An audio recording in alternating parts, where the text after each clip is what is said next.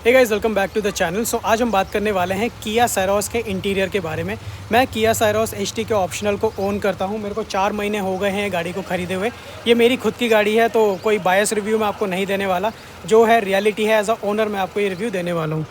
तो यहाँ पर आप देखोगे ना, ये मेरी है किया सैरोस एचटी के ऑप्शनल। अभी मैं इसकी साफ़ सफाई कर रहा था, तो चलो मैं आपको इसके अंदर ले चलता हूँ और हम इसका इंटीरियर में पूरा मैं आप लोगों को दिखाता हूँ।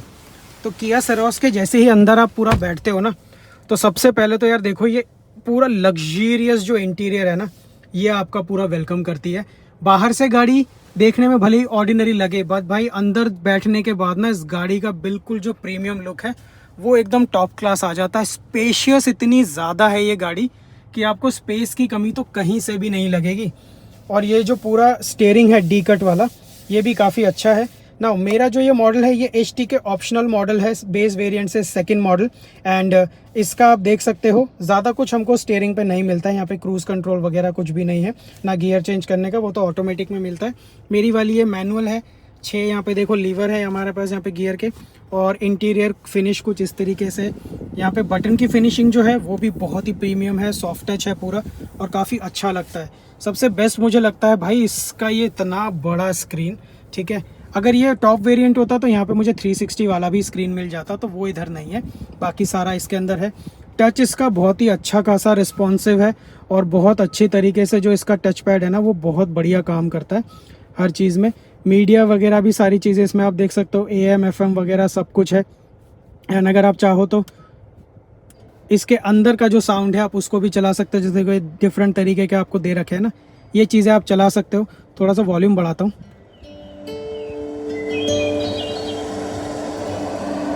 देखो,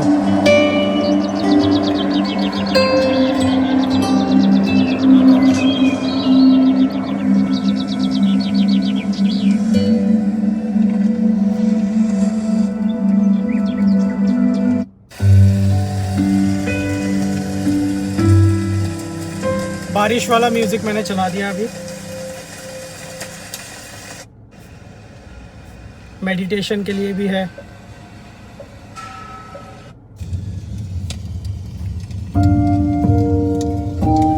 तो प्री बिल्ट इसके अंदर आपको काफ़ी तरीके के म्यूज़िक जो हैं वो गाड़ी में ही मिल जाते हैं।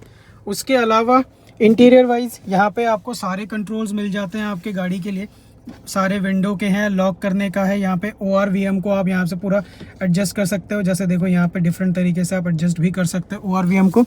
पीछे वालों के लिए भी यहाँ पे देखो कंट्रोल जो है वो कंपनी ने दे रखा है, तो पीछे वाले भी आराम से यहाँ पे इलेक्ट्रॉनिक जो कंट्रोल है इसका, उसका इस्तेमाल कर सकते हैं। ऐसा नहीं है कि सिर्फ आपको ही मिल रहा है।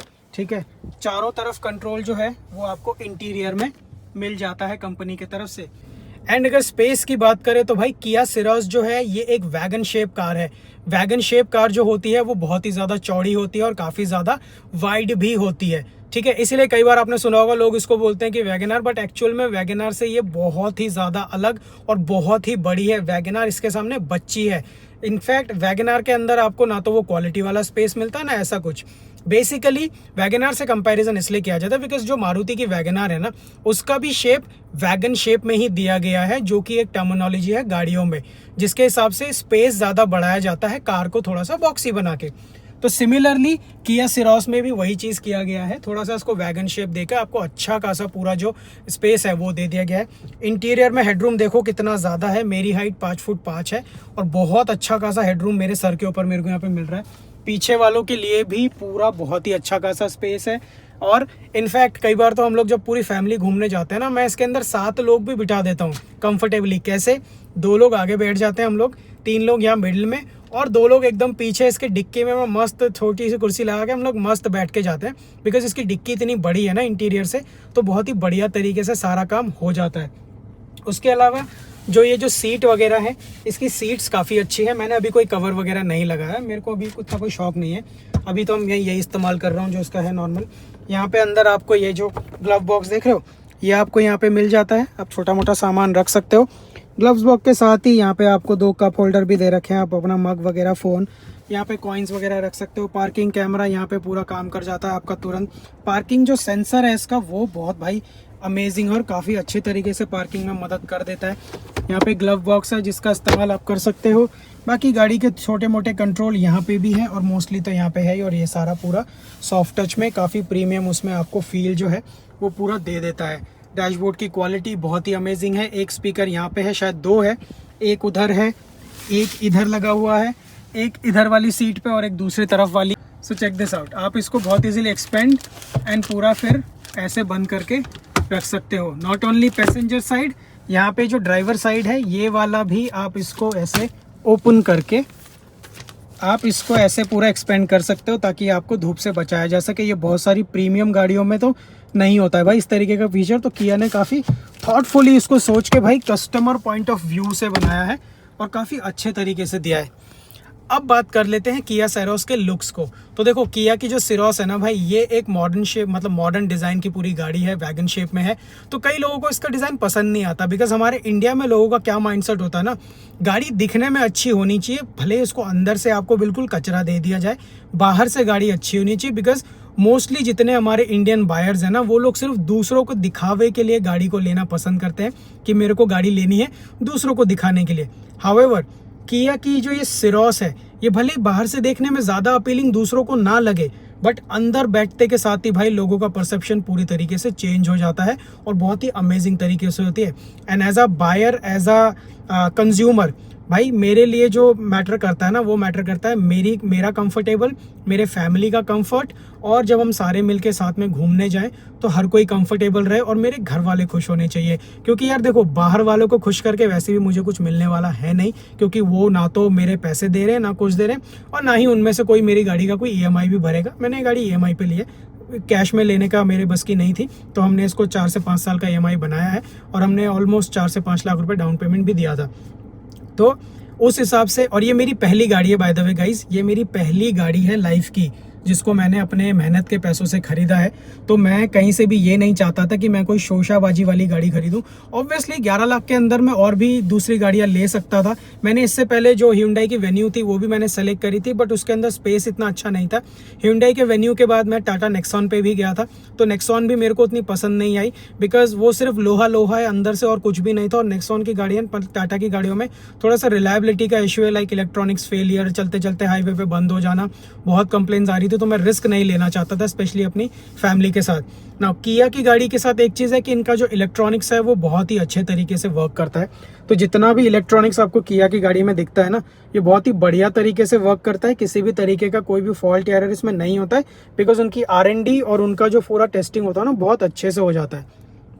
तो इसीलिए मैंने पहले किया कि सोनेट भी देखी, सोनेट अच्छी लगी थी मेरे को, बट वो थोड़ी सी छोटी लगी। फिर मेरा मन एक बार को किया कि सेल्टॉस लेने का भी था, बट वो थोड़ी बजट से बाहर हो रही थी। तो उसके बीच में ये नई लॉन्च हुई थी किया की सोरोस, जिसको पहली बार देख के मेरे को बहुत अच्छी लगी थी और न्यू गाड़ी थी, तो मुझे लगा यार इसको लेना चाहिए, सबसे डिफरेंट होगा। And I am definitely happy इसको लेने के बाद, किसी भी तरीके का मेरे को कोई रिग्रेट नहीं है। हाँ, एक चीज़ का मेरे को थोड़ा सा इसमें रिग्रेट होता है, रिग्रेट क्या एज इन थोड़ा सा मेरे को डर लगता है, वो है कि ये जो गाड़ी है ना, ये अपने सेगमेंट में काफ़ी चौड़ी है, ठीक है, बहुत ही ज़्यादा चौड़ी गाड़ी है, ऑलमोस्ट 5 फुट 9 या 10 इंच के बराबर ये चौड़ी है। तो जिसके वजह से छोटे छोटे रास्तों में मेरे को इसको चलाने में थोड़ा सा डर लगता है, बिकॉज एक तो इतनी चौड़ी गाड़ी, ऊपर से सामने का जो इसका जो हेडलाइट है वो थोड़ा सा कॉर्नर पे है, तो थोड़ा सा डर लगता है। हाउएवर अभी तक हमने सेफली चलाया है। मैंने एक बार वो जो पार्किंग का गेट है वहाँ से निकालते हुए मैंने गाड़ी के साइड को पूरा तक घिस दिया था, क्योंकि मैं सीख रहा था गाड़ी, तो मेरे को बहुत दर्द भी हुआ था, बट उसके बाद ही मैंने गाड़ी को अच्छे तरीके से चलाना सीखा था।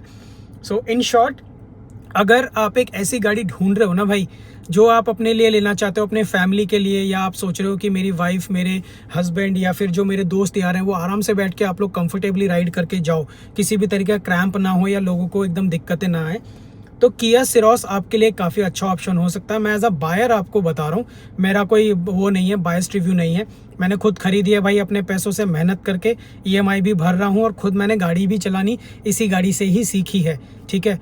तो ओवरऑल ये गाड़ी मैं डेफिनेटली आपको रेकमेंड कर सकता हूँ, अगर आप अपने लिए और अपनी फैमिली के लिए एक अच्छी गाड़ी ढूंढ रहे हो, एक कंफर्टेबल गाड़ी ढूंढ रहे हो। तो बट अगर आपको लुक्स पे जाना है, आपको दूसरों को शोशाबाजी करनी है, तो फिर और भी डिफरेंट मॉडल्स है, आप उनको ले सकते हो। लाइक Hyundai की गाड़ी आ जाती है, टाटा की भी गाड़ी आती है, मारुति की भी बहुत सारी गाड़ी आती है, तो आप उनको डेफिनेटली ले सकते हो। तो ऐसा कुछ नहीं है भाई, अपना पैसा आप जैसे इस्तेमाल करना चाहो वैसे कर सकते हो। मैंने तो अपने हिसाब से करी है, because end of the day हमारे इंडिया का एक रूल रहा है कि जब भी कोई बहुत ही बढ़िया गाड़ी आती है ना, शुरुआत में लोग उसको पसंद नहीं करते हैं, काफ़ी बोलते हैं बकवास है, ये है वो है। फिर जब वो गाड़ी धीरे धीरे या तो कह लो कि आउट ऑफ प्रोडक्शन हो जाए या फिर वो कंपनी उसको सेल करना बंद कर दे, तो उसके बाद लोग बोलते हैं अरे भाई ये बहुत अच्छी गाड़ी थी, पता नहीं क्यों बंद कर दी, ये कर दी। सिमिलरली जिमनी देखो, जिमनी इतनी बढ़िया गाड़ी है, बट हमारे इंडिया में जिमनी का इतना कोई वो नहीं है, जिमनी लोगों को इतना पसंद नहीं कर रहे हैं। बट जापान में जिमनी का बहुत अच्छा चलन है। और मेरा टू बी ऑनेस्ट मेरे को जिमनी लेने का ही मन था, बट मेरा बजट नहीं बन रहा था। ऑलमोस्ट 15.5-16 लाख की वो पड़ रही थी, उतना पैसा मेरे पास था नहीं, तो मैं जिमनी ले नहीं पाया, वरना मैं जिमनी को ले लेता, मेरे को बहुत पसंद थी वो गाड़ी।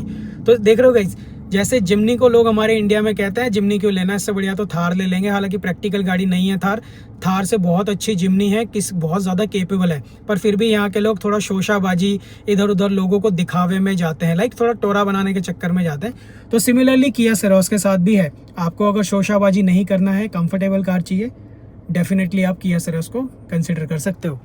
And overall interior is absolutely good. तो गाइस, और कोई क्वेश्चन अगर आपका किया सेरोस को लेके है ना, तो आप मेरे से पूछ सकते हो कमेंट सेक्शन में, मैं आप लोगों के लिए वीडियो को लेकर आऊंगा। सो मिलता हूं आपसे अगले वीडियो में। Thank you so much.